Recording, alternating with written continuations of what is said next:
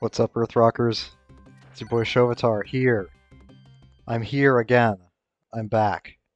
And today we're talking about Castlevania Bloodlines. Castlevania Bloodlines is, frankly, a bizarre game, and that doesn't mean I don't like it. Don't worry. Don't get freaked out. This isn't gonna be another video of me just like shitting all over a game. I actually really like this game, but it is undeniably strange.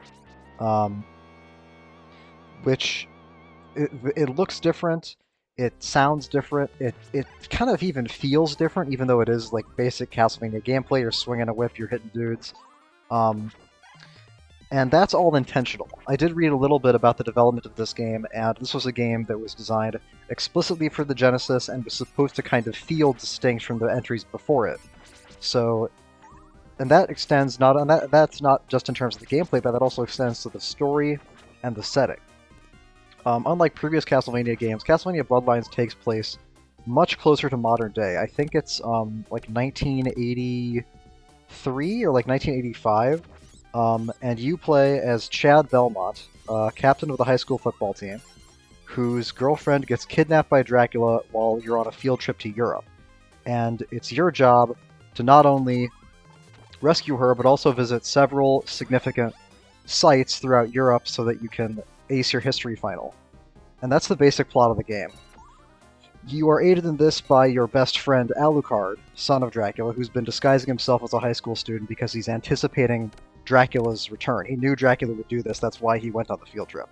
So that's how the story is different. How the gameplay is different sort of is more to do with like, because it looks similar on the surface. Like, you got the holy water, you got the axe, that's new. The boomerang is new. That doesn't behave the way that the cross does. If you're wondering what this lightning whip that I have is, and why I don't have it anymore, it's because that's a new thing that they added with this game, where sometimes like whip upgrades will drop. That will upgrade your whip into a lightning whip, and then if you take any damage at all, you lose the upgrade. I'm doing this yoinky splinky. Sorry. I was doing some funny shit with my legs there for a second. I just had to point it out because I forgot that I was going to do that. Much like with Dracula X, the axe is almost always the best subweapon. There are a few specific spots where the boomerang is super useful, but as is all too often the case in these games now, the holy water is kind of never useful. You don't have 8 directional whipping when you play as Chad, but you do have 1, 2, 3, 4, 5 directional whipping. Contextually, you can whip. You can whip down diagonal. You can whip straight down if you're jumping. If you're jumping and you hit down and B, you can whip straight down. And then if you're jumping and you hit a diagonal direction, you can whip diagonally. You can't whip straight up, and you can't whip down diagonally, which sounds odd, and it is odd, but if you think about it in the context of how you're going to normally be playing a Castlevania game, the thing about... I mean, obviously a direct up swing with your whip is super, super useful. But I think that they didn't necessarily want... They didn't want you to have that capability, and restricting it so that you can only do any kind of upward diagonal whip while you're jumping means that it's the kind of thing you would only do to attack airborne enemies. So you're not going to be pulling any crap like you did in Castlevania 4 with like whipping enemies through the floor. That's not going to happen here. And only being able to whip straight down while jumping sounds strange, but again, like if you think about it in the context of gameplay, if an enemy is in front of you and beneath you, like just whip. Just whip when you start falling, and your whip will land on top of them, and you'll kill them.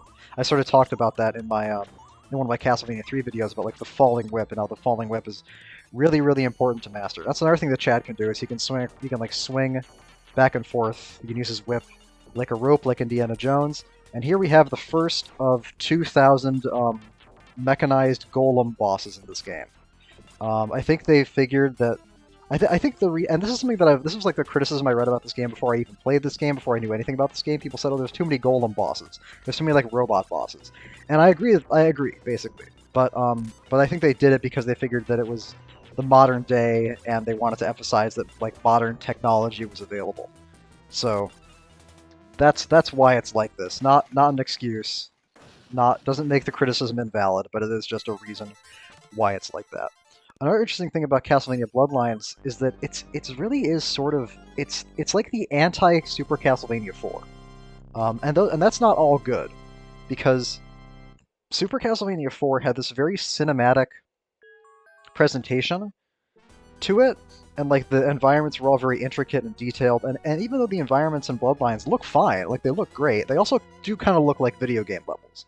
The environments in Castlevania 4 didn't really look like that in the same way. And also it's the anti-Super Castlevania 4 in terms of its difficulty, whereas I think Super Castlevania 4 was designed from the ground up to be easier. This game, because it was made for the Sega Genesis, which was what all the cool kids bought, is what I've read in my history textbooks about the era when the Genesis was current. That if you were like a hardcore, like real gamer with balls, you would play the Genesis. So I think this was made to be difficult from the ground up. And there's a couple really big indicators of that. The most obvious one that you're not going to see in any of these videos, unless I explain it, is that Castlevania Bloodlines, unique among Castlevania games that I've played thus far, has limited continues. That means that if you die 3 times, you lose a life and you have to continue, but you can only do that, I think, 3 times. I think you only have 3 continues, 2 or 3 continues. So it's very much a game that's saying, like, hey, listen, we're not fucking around. We're not gonna coddle you. This is an arcade game. You have to play it like an arcade game. You gotta learn this shit. You gotta make sure you get this shit down. And even though I'm a big proponent of one of the reasons why I decided to 1cc all these games and do Deathless runs of all these games is because I discovered that 1ccing a game is just such a different experience from just beating it regularly.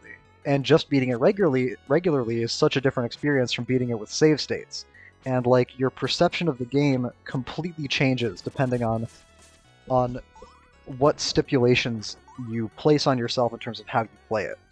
So even though I do think, so you might think, because I'm a big like 1cc guy, that I think that the fact that this has limited continues is good, but I actually kind of don't, because as much as I like doing 1ccs, that's something that like I like doing. Do you know what I mean? Like I don't think that like I'm not one of those people who says like, oh, you didn't 1cc it, you didn't beat the game. You know, I do think the experience is different, and I think that's important to note. But I also don't think that it's like, you know, it shouldn't be mandatory in my opinion. But this is for Genesis players. This is for fucking badasses. It's gonna be so fucking hardcore. I'm gonna play a dude who's built like a fucking gorilla. I'm gonna beat up a bunch of fucking robots. Castlevania Bloodlines. That's this game. Another really interesting, way that it's obviously designed to be difficult from the ground up is in Castlevania 4, and this is another direct contrast with Castlevania 4. Castlevania 4 is the only one of the classic Castlevanias that will drop like small meat out of torches. Okay, actually that's not true. In Castlevania the Adventure, when you whip torches, it can drop hearts that will heal you. Because there's no sub-weapons in Castlevania the Adventure, so the hearts only exist to like heal you there. But this game took like the concept of health scarcity that's really central to Castlevania's difficulty and like amped it up to the nth degree. There are, if you're playing as Chad, there are 2 entire levels where there is no meat at all. Level 3 and then level 6, the last level. And then if you're playing as Alucard, you have 3 whole levels with no meat, which is 3, 5, and 6, and that's because the meat that's available on level 5, only Chad can get to it, because you have to use the rope swinging ability to do it. So they maintained the rope swinging ability like they had in Castlevania 4, but the big difference, is that fuck art. The big difference is that they never like attack you while you're doing it. All the places where you have to like swing across a pit are, with I think maybe one semi-exception on level 3, pretty manageable, and that's what I wanted. Like my complaint with whip swinging in Super Castlevania 4 was that it always felt so dangerous to do that you like never would want to do it. So this game is like, well, we still think whip swing is cool, but now we'll make it so that you actually want to do it because you can do it in situations where you're not going to get fucking insta-killed. Yeah, that's and even in the levels that don't have no meat, they usually have one meat. Like that meat that I just got out of the wall, that's the one meat in level 2. Level 1 has 2 meats because being nice to you, and then level 5 has 1 meat for Chad, and then level 4 has shit, I don't remember. At least 1, and maybe a second one somewhere? Fuck, I don't remember. Well, whatever. Yeah, the axe is definitely the other thing to note about the sub-weapons in this game. I think this has probably already happened, but I didn't get a chance to point it out because I was busy talking about other shit, is that sub-weapons have 2 different modalities. Where you have like the basic sub-weapon usage, and then if you... Because like Super Castlevania 4, it's bound to sub-weapons are bound to their own key now. So if you just press the key that fires the sub-weapon, it does a normal thing, but then if you hit up, and then you hit the key that fires the sub-weapon, it does like a second special thing. Like the axe, if I just use it normally, it'll throw an axe, but if I do a special attack, it'll make 3 smaller axes that like shoot out and hit something. And I think I did that earlier on the Minotaurs in the earlier stage, but I was talking about like how the game works and how the game's different. This boss is actually like, I don't know. This boss is not. I don't really like this boss because it's not really. It's not like difficult. It's not exciting, and it's very easy. Yeah, it's very easy to punish you for going forward because like, if you accidentally jump forward towards it, or like if you jump when it starts moving and it like walks into you, it's just very punishing for you to get too close to it. But also getting close to it is how you have to deal damage to it. So it's not really a fun. Not really a fun boss, I guess I'll say. Not particularly frustrating or difficult boss, but just not a very fun boss. And not a complete non-entity, with the bosses in Super Castlevania 4 are, most of them, but just sort of like, you know, not a great boss. So we went from Atlantis now to Leaning Tower of Pisa. That's another thing about this game's storyline, is that Dracula has also resurrected famous historical figures to serve him as his like slaves. So if you go to the Greeks, if you go to like the Greece stage, you can see like, you know, Plato, writing his books, and then in this level you'll see, I think, Leonardo da Vinci like making the tower lean. So there's like it's also, not only is it very focused on the fact that it's in the modern day, but it's also very focused on the fact that it's set in Europe.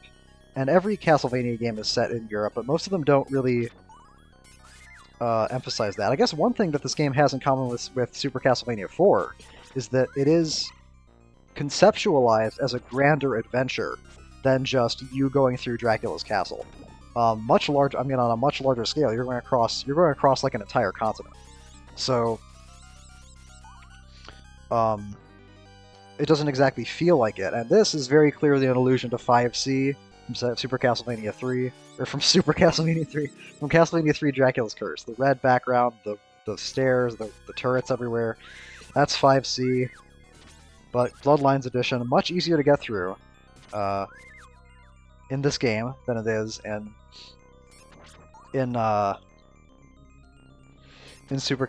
Castlevania 3. Another thing that's worth noting is, okay, so let me see if I do it again. Alright, so you'll notice that when I whip that mummy, maybe you didn't notice this, but pay attention, because sometimes when I whip things, it'll make like the impact thing will show up, the little red like marker, like indicating that I've hit them. Sometimes it'll show up twice. And the reason that happens is because in this game, if you like swing and then you hold down the button as it's hitting something, it'll hit them twice. So if you get that timing down, you can actually do like double damage with a whip swing, which can be really cool. It doesn't seem to work on some enemies. I don't really know why. But on the ones that it always works on the ones that it works on, if that makes any sense. So that's another thing about this game that's different. It's also so it's like it kind of adds to the feeling of it being more of an action game, where it's like you constantly have like inputs that you could be making to do like more damage. It just makes the combat feel more involved, even though none of the combat challenges in this game are particularly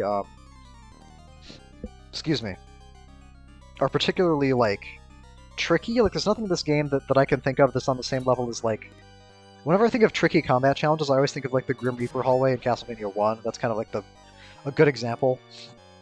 There's nothing like that in this game. Most of the challenge in this game just comes from, like, lots of encounters kind of slowly whittling you down. And that, combined with the health scarcity, means that your mistakes are going to add up. Like, this level, there's no meat on this level, like I said. I can't, every point of damage that I take in this level is permanent. I have to go through this whole level, kill the boss, no heals. Which is tough. And here I'm dropping the super lightning sub-weapon, which I also... Well, I'll have a chance to talk about that later. For this part. Now, I know what you're thinking, Shovatar. Don't you hate platforming? I hate platforming when it's, like, possible to screw it up. Which, here, it is actually possible to screw it up, and you'll notice that I actually almost got knocked into the gap between those two platforms. So, I don't like this section. The reason it doesn't make me mad is because there's a very clear roadmap to success with it, and that is really bad. So what happened there was, when I destroyed the gargoyle with the axe, which is like my strategy for this section, it dropped a boomerang that like fell in the air towards me, and I picked it, and like now I just have it. So I didn't pick it up, he threw it at me. He threw it at me, and now I have it. So this is like really bad, because the way that I usually get through this section is just by turning and throwing an axe at a gargoyle like as soon as it shows up, and now I have to fucking hope that these weird-ass boomerangs behave the way that I want them to, and that they will hit these assholes. Fortunately, the gargoyles are bigger than ever, and they die in one hit from just about everything, so that is nice. But it is pretty obnoxious that I could just randomly lose my very, very carefully selected sub-weapon there. And here is my least favorite boss in the game. Well, okay. This boss is like so bizarre because it takes place on a 3-dimensional arena in like a 2-dimensional game. And the tower is constantly spinning for some reason. I don't know why the hell that's happening. But the consequence of that spinning is that like the farther towards the edge you are, the more the spinning will change your position on the ground. So you really have to like conceptualize it as like an actual 3-dimensional disc that's spinning. If you're closer to the center, you're not going to move as much. If you're closer to the edge, you're going to move a bunch. And that, you have to learn that for this part. But I don't like it because I don't really like implementation of 3-dimensional concepts in like a 2-dimensional game. It's very strange. And I think this is like they're trying to show off. This is like this game's version of Castlevania 4 Level 4, where it's like, look at what we can do. Look at the incredible power of blast processing. That's what this level is supposed to be. You're fighting a fucking demon on top of a tower like you're King Kong. I wonder what a Castlevania game set in America would be like. Okay, I'm drifting. Focus. Alright, so now we're going to an old rundown weapons factory, where the skeleton not just Dracula is not only employing robots, but he's also outfitted his skeletons with state-of-the-art green military helmets. Unfortunately, he neglected to give them guns, and I think that's because like in Europe the gun control laws are like way stronger, like it's way harder to get guns. So he probably just couldn't find the ones that he could in the 18th century, like how the skeletons have guns in Rondo. It's probably just way easier to get them back then. So that's probably why they just have the hats. And this is another level where there's only one meat the whole time. This level is not that hard. It's not as hazardous as level 3. The hardest level in the game is actually level 6, and this is one of the few Castlevania games that actually succeeds in making the last level the most difficult one. Most Castlevania games aren't quite able to pull that off. But what am I... Okay, I'm having some trouble going down the stairs. Okay.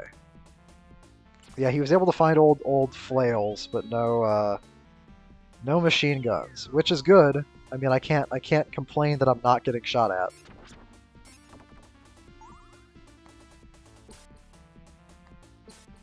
This is an interesting concept for a level. even though this level is not as hard as later levels, it's also like I also don't really like it because it does a lot of shit like this, like conveyor belts and like environmental hazards and like there's a particular spot later on with like conveyor belts and environmental hazards. Those are the two like things I don't like. And this is a very much a case of like disconnect between player and developer because I'm sure when they were sitting down to come up with this game, whoever did, they were like, "Oh, an old factory. That's a great fucking idea for a level setting, right? Because there's all this like mechanical shit going on. We can have all these interesting like set pieces. That's a great idea." But for me, it's like the set pieces they're interested in are conveyor belts. And these things, which can actually kill you if you let them crush you against a wall, but they're easier to avoid than you might think.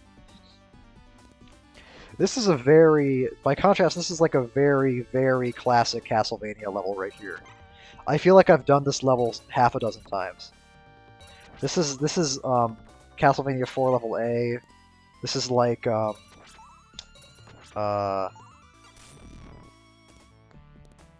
this is like all sorts of things that I can't think of at the moment because my brain is kind of fried. But yeah, we've been here before. We've been here in the clock tower, of course, the Super Castlevania 3 clock tower. Super Castlevania 3. I gotta stop saying that shit, man. That's good. I can't let that become a fucking tick with me. I don't know what the weapon these guys have is called, but it like has a really long reach, like a longer reach than you would expect. It looks like a nightstick, but it like extends outwards, like segments.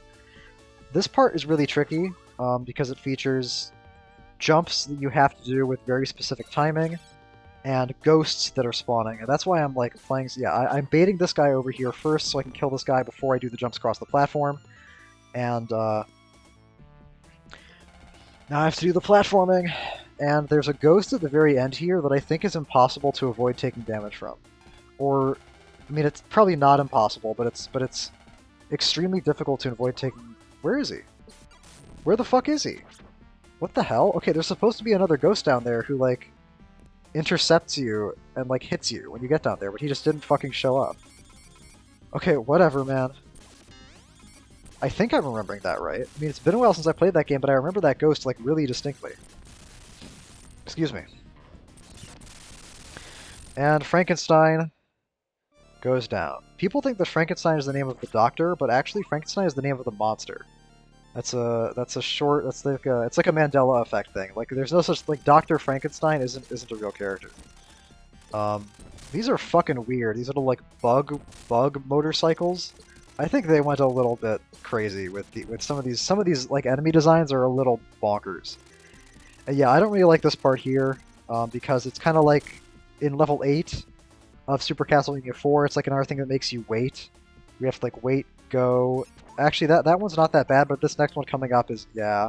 This one's really obnoxious. Wait, go, wait. Go, wait. Go, wait. Go, wait. Go, wait. And I'm good. Yeah, that's not fun. There's nothing fun about that. I mean, in fairness, one like the silver lining is that if that thing had hit me, it wouldn't have killed me. The environmental hazards in this game at least don't insta-kill you. Actually, I think maybe the presses do, but those things don't. So that's something. You know, I always complain about instant deaths. I'll give credit where credit is due. This part is not really that bad if you come in with a bunch of gems. Oh yeah, that's another thing I totally didn't even mention. Yeah, there are gems instead of hearts in this game. I don't know why. I guess because maybe they figured like it's weird, because in so many other games hearts are health, and then in this game hearts are ammunition. Maybe they thought like, let's change that, let's make it like more clear. Although like Genesis players, I don't know. I guess a lot of games have hearts in them that are used as health.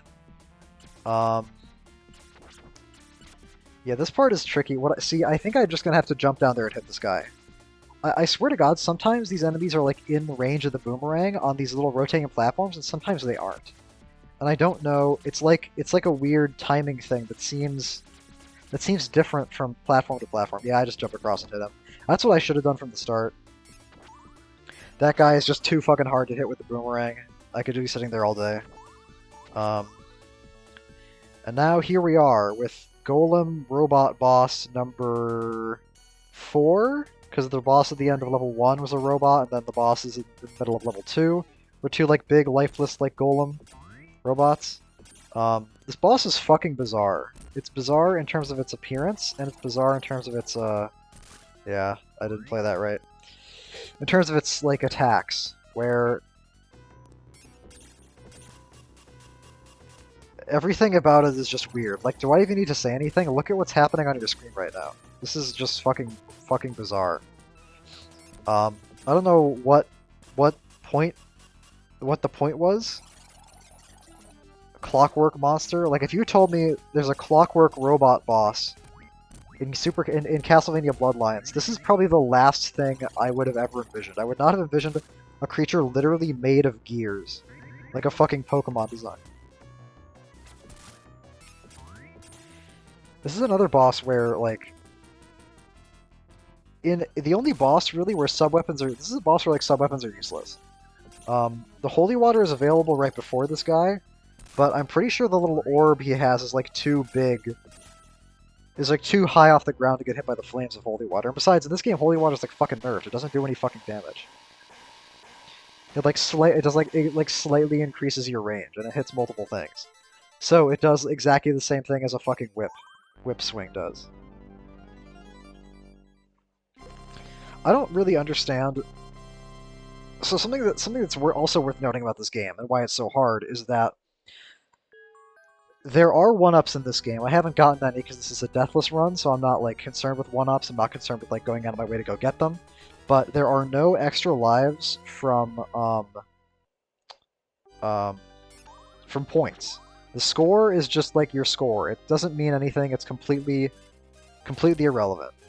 And that means, that simple fact alone means that the availability of extra lives is severely curtailed. And this part is bizarre. When I first played this game, this level, like, hard filtered me, and I had a really hard time figuring it out. So those, like, flowers up there with the spores, the reason that I started walking back to the left there is because those flowers up there with the spores, if those spores hit you, and when you're, like, flashing like that, your movement control is reversed. Like fucking Earthbound. Like, right suddenly moves you left, and left suddenly moves you right. Fortunately, that's... I've stood up too soon. The classic. Always what I do. Fortunately, that the game doesn't, like, ever make you do any, like, combat challenges while that's happening, but that is what's happening. And these fucking monkeys with the scythes, like, I don't know how to kill them except with the boomerang. I don't know if it's possible to kill them without taking damage unless you use the boomerang. So I guess it was nice of them to give you a boomerang right before you had to fight them, but still, like, I don't know what the fuck you're supposed to do. The boomerang and enough gems, because the game is, like, starts you off with, I think, 5 gems when you respawn, and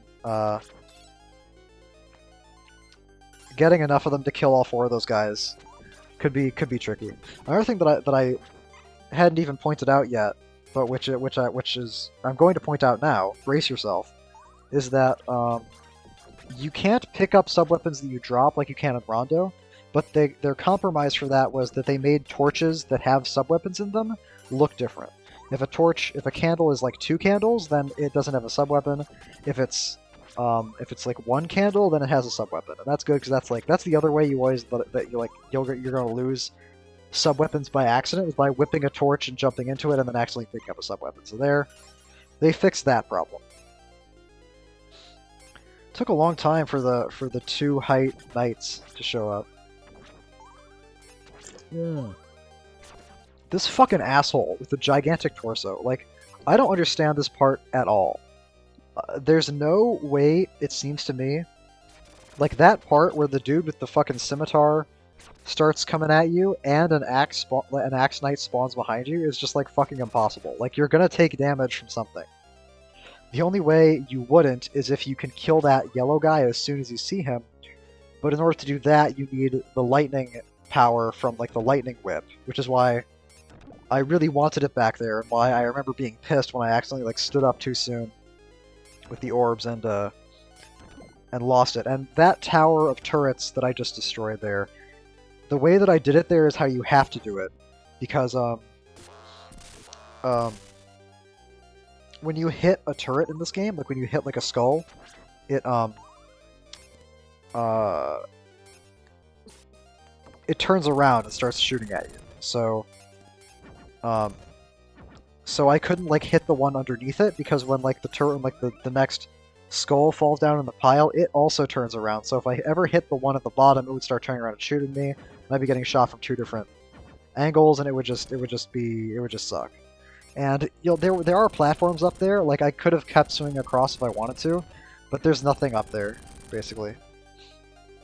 You might think like, oh, isn't there something in that wall up there that looks like it might be breakable? No, there's nothing there. But the meat is in the much more obvious place in the bottom of the main path. So I don't know what the hell was going on there. Seems like some kind of fucking communication error or something. Another thing that's interesting that's worth noting about this game is that there's no super sub weapons.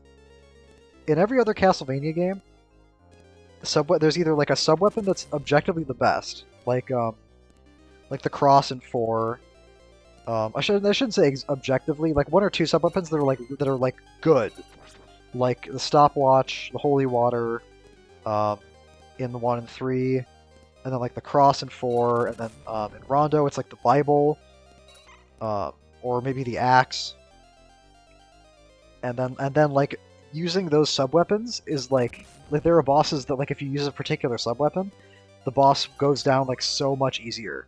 And in this game, it's never really like that. Like, I talked about using the axe for the level 2 boss, but that's really more of like it basically doesn't matter, because you're not going to do that much damage with the axe to like his exposed head anyway, and it's not like you have to like stop doing the fight.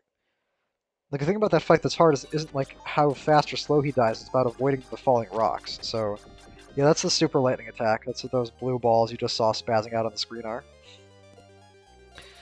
Yeah, there are lots of these, lots of armor enemies, lots of armor knight robot enemies. It's a complaint worth making, I guess.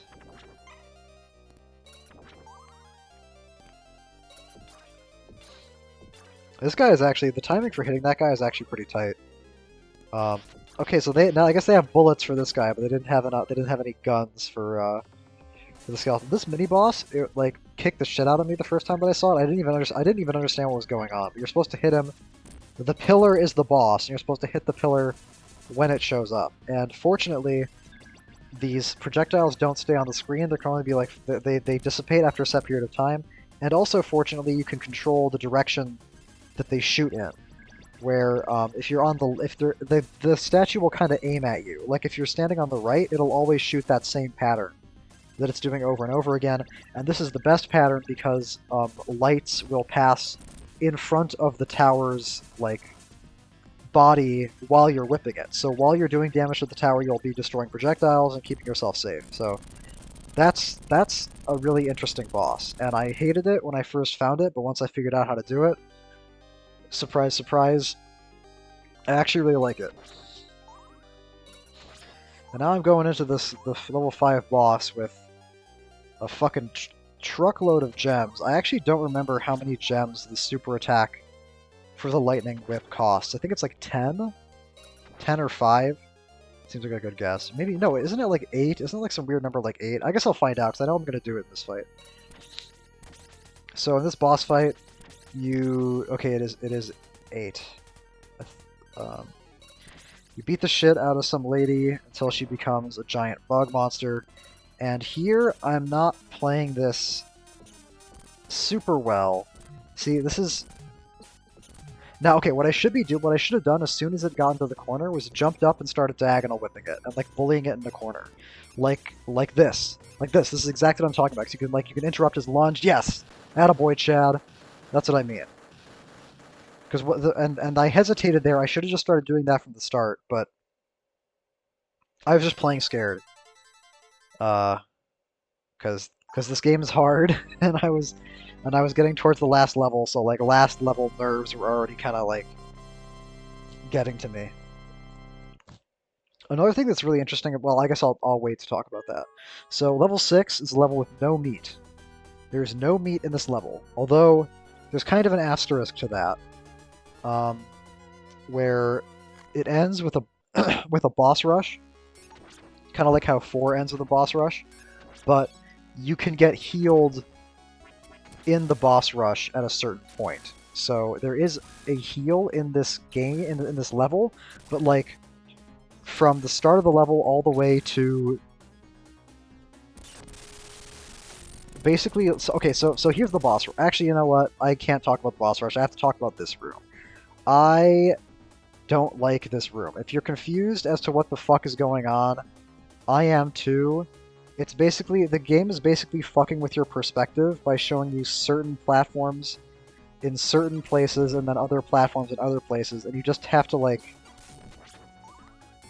I think I just drilled this. I think I just did this over and over and over again until I found a sequence that always worked. So I don't really have any advice about learning it except for that. It's just like keep doing it and then see what works. And then this room is the upside down room where the controls aren't reversed. The controls are the same, but you have to try to execute these jumps and not get knocked off by these little balls while the fucking room is upside down. I don't really like this room either. This actually is kind of making me sick looking at it. I don't know. I remember getting kind of nauseous when I played this room in the game, but like I eventually got used to it. I guess now I'm not used to it. Which is why I'm getting fucking sick and why I'm gonna fucking puke in the middle of my commentary. Never mind, it's all over. So this is a part of the. This is like that. Those two things we just saw are mostly like platforming challenges, where it's like either you're gonna die or you're not gonna die. But this little section here, this hallway, is specifically designed to whittle health off of you before the boss rush. And the way that you do that is that as soon as you hear them, as soon as you hear the sound of them coming, you shoot a sub-weapon one direction and then turn around and whip in the other direction. Don't even wait until you see them on the screen. See, okay, there I fucked up because I didn't have a real sub-weapon. Lost my lightning whip, that sucks. I really would have liked to have that for the boss rush, but... See, I have fucking... How many hearts do I have? 58? I should have just fucking used the sub-weapon there. I should have just turned around, sub-weaponed, and then... I should have just done it exactly like I would have done it with any other sub-weapon. But I panicked, I guess.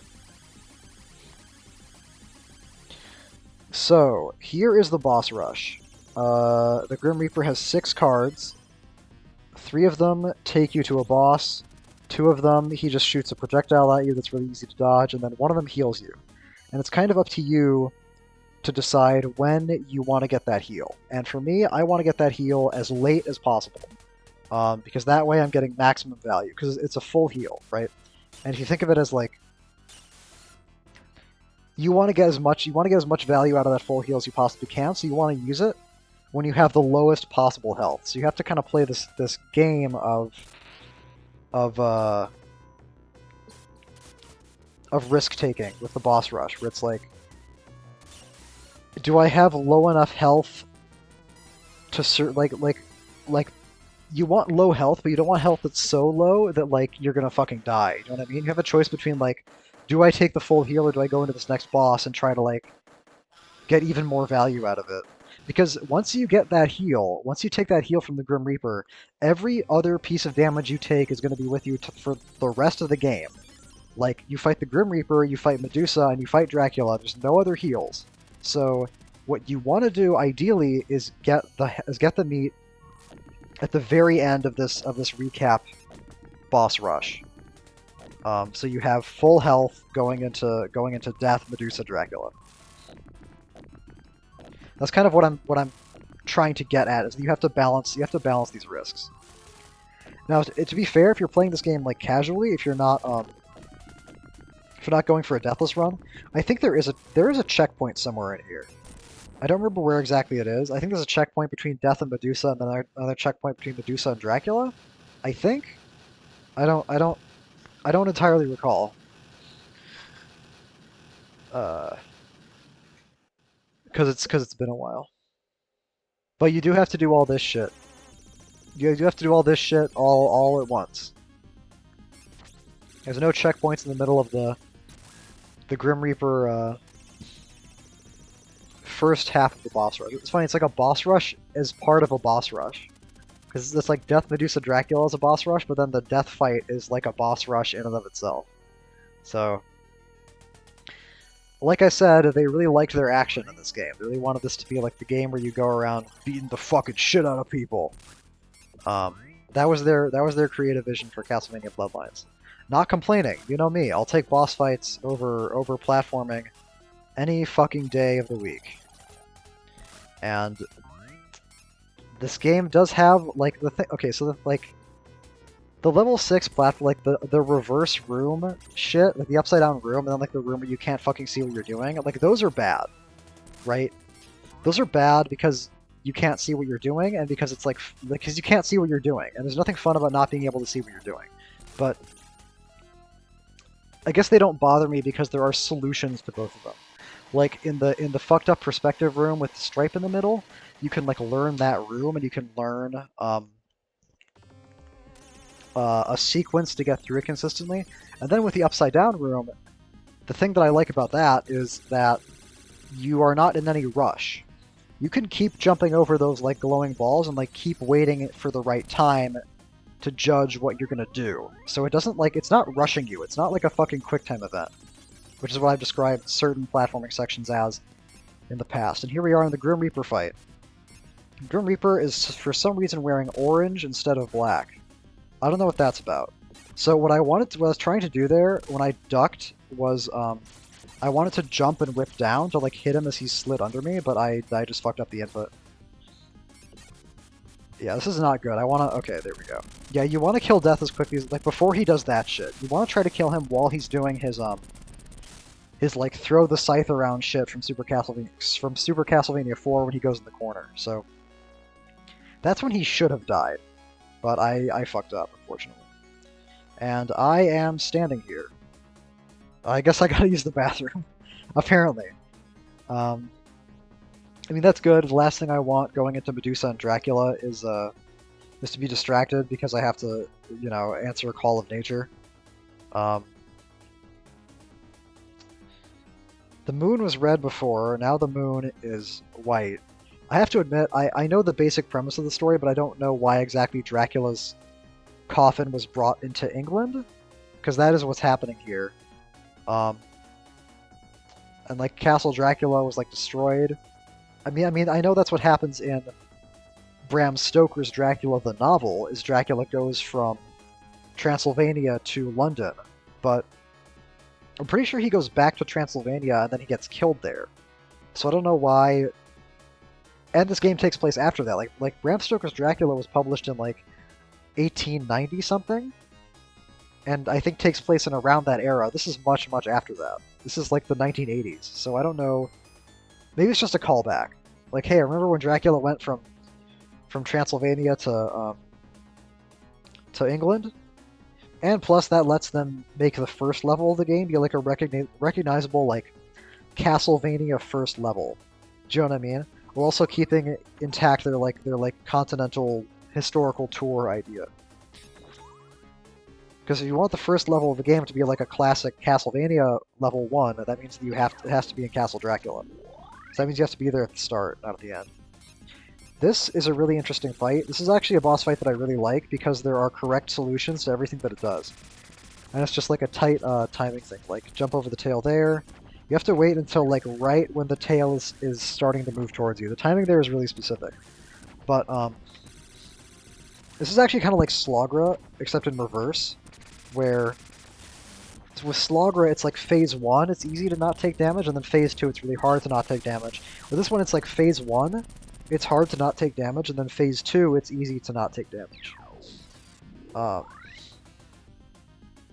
Easy to not take damage, rather.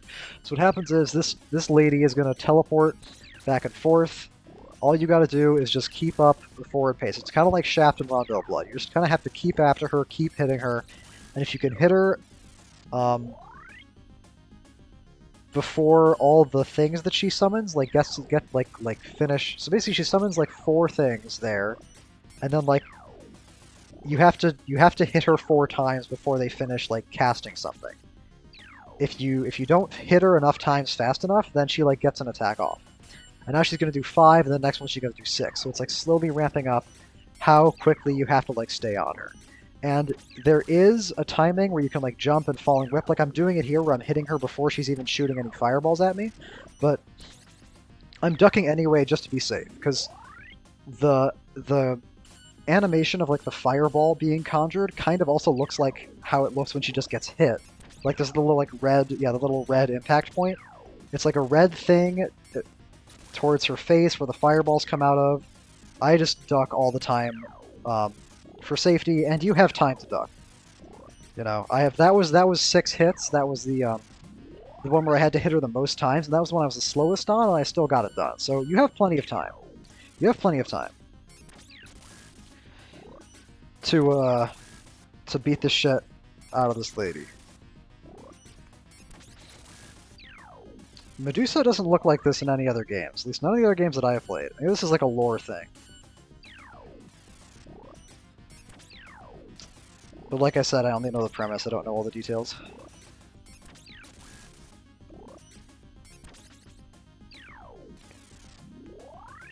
Yeah, I do like this fight, but I do wish it kind of does go on for too long. It kind of reminds me of Castlevania 1, Dracula Phase 1, where it's like this very tight, where it's like this timing check, and then it like decides that it's gonna check your timing like 16 fucking times in Castlevania 1. Except this, it's like, let's check your timing like what, 4, 8, 13, 19, 23 times? Let's make you do like the back and forth dance 23 times? I think that's a little bit excessive. And now here we are in the Dracula fight. So this is unlike Rondo, this is unlike Dracula's Curse, this is unlike 4. This is the game where you are not like safe on the Dracula fight. The Dracula fight is very Phase 1 is not that bad. Phase 1 is basically like your standard Dracula Phase 1, where you just gotta get the timing down, man. You just gotta you gotta jump at the right time, you gotta whip at the right time. And if you do it right, you will always hit whatever he's shooting at you before it hits you. And you'll dodge whatever else he shoots. So that's just all there is to it. And then Phase 2, I guess I should mention there are different things that Dracula can do in Phase 1. Like, he's not just shooting the same fireball every time, but it doesn't matter. Like, if you get the timing right, if you hit him correctly, you'll hit whatever he shoots. And now we're going into Phase 2.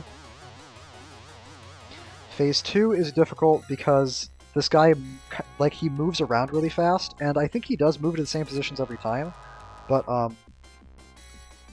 I don't exactly remember. Well, like, he tries to move to the same positions every time, but like sometimes you can intercept him mid-movement and fuck with him like that. Now we go into Phase 3, and Phase 3 is where things really get hairy. Because Phase 3 is controllable, but it can get out of control really easily. What you want to do is you just want to bully him in a corner. You duck under the third thing you hit him, run back, duck under the third thing that he shoots, and then just keep fucking slamming him in this corner. And this part is not hard. What's hard is when he gets into Phase 2 of Phase 3, which is when he gets big, red, and angry enough to start shooting fire. Yeah. And the way that you do this is why the axe is important, because you want to keep him, you don't want to let him fly around, you want to keep him where you can see him and where you can hit him. And that means you gotta, like, jump over the fire at the right time, hit him, and then make sure he stays in that fucking corner. And here's Phase 3 of Dracula, where it's not like previous games where there's, like, you can just always go under him if he jumps. It's only that third jump that's safe, because the other jumps he's, like, throwing bones everywhere that will hit you if you try to go under him. So it's kind of explicitly prescribing when to run underneath his jumps rather than letting you decide when you're most afraid of being cornered. But there's the Dracula fight. Very harrowing, very difficult, sort of a perfect ending to this game that's based around intense challenge and difficulty. This game is not as hard as Dracula's Curse, but in terms of, like, if I was ranking, like, difficulty of Castlevania games, I'm not sure what I would put above this besides 3 on it, to be totally honest with you. Well, okay, Chronicles original mode. Yeah. That one's definitely harder, but But other than that, it's like, uh, this game is pretty tough. Why is the wording on these end phrases always so weird? Like, it's always averted. I don't know. I guess averted. I mean, it makes sense. Like, there's nothing wrong with the word averted there in terms of like grammatical sense, but it's just very like. Also, the resurrection of Dracula was not averted. Dracula was resurrected, and then you killed him. Right? Isn't that what just happened? So actually, that little blurb is completely wrong. The resurrection of Dracula was not averted. The resurrection of Dracula happened. I mean, the consequences of the resurrection were averted, but that's not the same thing. They call this one the Golem, I guess because it's made of mud. Because a golem is a monster from Jewish mythology. Mud given life. But when I think of Golem, I think of like a robot, so...